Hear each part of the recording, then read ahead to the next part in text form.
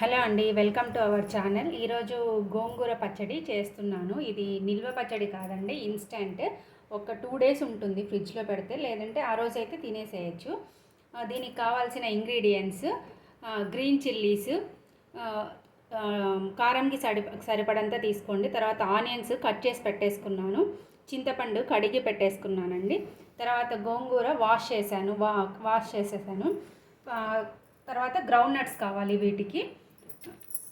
Pan heat అయిపోయింది. నేను ground nuts వేసుకుంటున్నాను. ఒక 2 స్పూన్స్ వేసుకోండి, సరిపోతుంది. గ్రౌండ్ నట్స్ ఎక్కువ వేస్తే పచ్చడి ఎక్కువ అవుతుందండి, అంతే టేస్ట్ కోసము.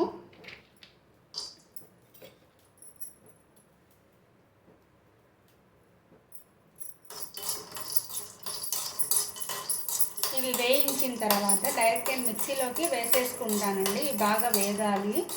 పొట్టు సపరేట్ అయిపోయేంత వరకు, దాని స్కిన్ సపరేట్ అయిపోయే వరకు వేయించుకోండి, సరిపోతుంది.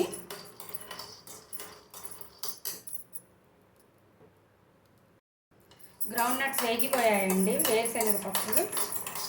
ఇవి పక్కన పెట్టేసుకుంటున్నాను నేను. వీటి తర్వాత అదే ప్యాన్లో కొంచెం ఆయిల్ వేసుకొని పచ్చిమిర్చి వేయించుకోండి.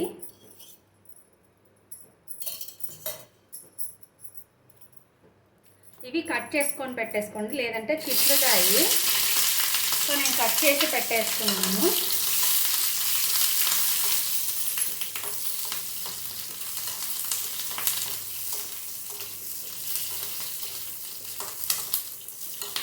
గోంగూర ఐరన్ ఉంటుంది, తర్వాత హెల్త్కి మంచిది.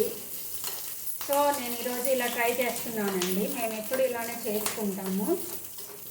ఇవి వేగిపోయాయి, ఇవి కూడా పక్కన పెట్టేసేసుకోండి.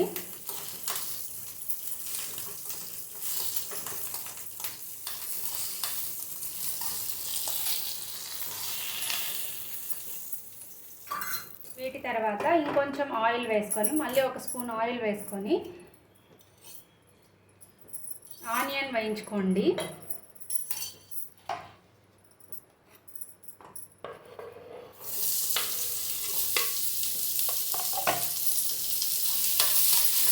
ఆనియన్ కూడా గోల్డెన్ బ్రౌన్ వచ్చే వరకు వేయించుకోండి.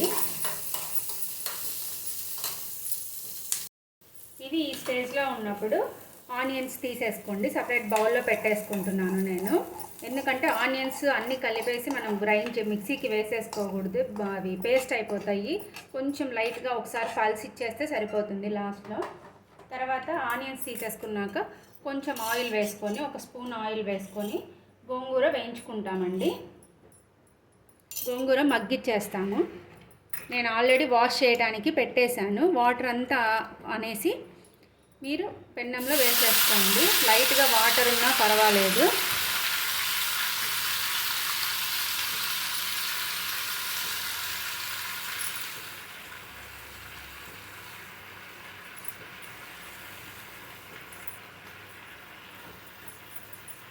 ఇది కొంచెం వేగిన తర్వాత చింతపండు వేస్తానండి. గోంగూర ఆల్రెడీ తొందరగా వేగుతుంది, మీకు కూడా తెలుసు కదా.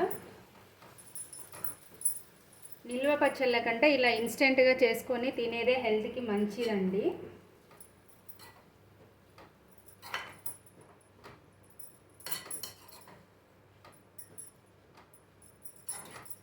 ఇది ఇలా అంతా మగ్గిపోయిన తర్వాత లాస్ట్లో కొంచెం చింతపండు వేయండి, టేస్ట్కి తగ్గట్టు. నేనైతే కొంచెం ఇంతమైన వేసాను, ఇంతమైన వేస్తున్నాను. నేను లాస్ట్లో వేస్తానండి. ఇలా ఈ స్టేజ్లో గోంగూర ఈ స్టేజ్లో ఉన్నప్పుడు చింతపండు వేసేసుకోండి. చింతపండు అనేది గోంగూర పులుపు ఎక్కువగా ఉంటే చింతపండు తక్కువగా పడుతుందండి. దాని ప్రకారమే మనము పచ్చిమిరపకాయలు కూడా యాడ్ చేసుకోవచ్చు. నేను ఇప్పుడు ఇది కొంచెం ఒక 2 seconds అలా చింతపండు మగ్గిన తర్వాత స్టవ్ ఆఫ్ చేసేసి కూల్ అయిన తర్వాత మిక్సీకి వేసేసుకుంటానండి. ఇప్పుడు ఈ వేడికే చింతపండు అంతా మగ్గిపోతుంది. సో నేను ఇప్పుడు స్టవ్ ఆఫ్ చేస్తున్నాను. అదంతా కూల్ అయిన తర్వాత మిక్సీకి వేసేసుకుందాము. ఇప్పుడు ఇది పూర్తిగా చల్లారిపోయిందండి. తర్వాత నేను మిక్సీలోకి అన్నీ ట్రాన్స్ఫర్ చేసేసుకున్నాను. దీనికి సాల్ట్, దీనికి సరిపడా సాల్ట్, టేస్ట్కి సరిపడా సాల్ట్, తర్వాత కొంచెం పసుపు వేసుకోండి.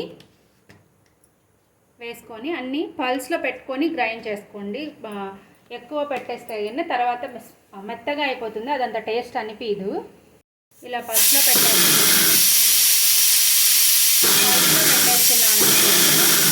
మొత్తం పల్స్లోనే మిక్స్